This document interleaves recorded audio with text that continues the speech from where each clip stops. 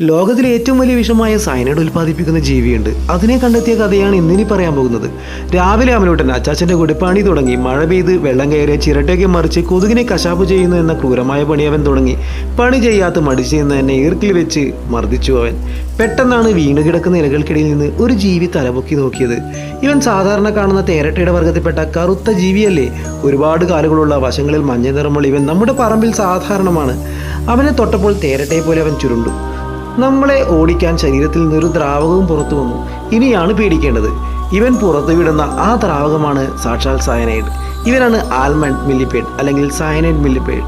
ശത്രുക്കളിൽ നിന്ന് രക്ഷപ്പെടാനാണ് ഇവൻ ഹൈഡ്രജൻ സയനൈഡ് ഉൽപ്പാദിപ്പിക്കുന്നത്. പക്ഷേ മനുഷ്യർക്ക് ഇത് വലിയ പ്രശ്നങ്ങൾ ഉണ്ടാക്കാറില്ലെങ്കിലും ഇതിനെ തൊടാനൊന്നും നമ്മൾ പോകേണ്ട.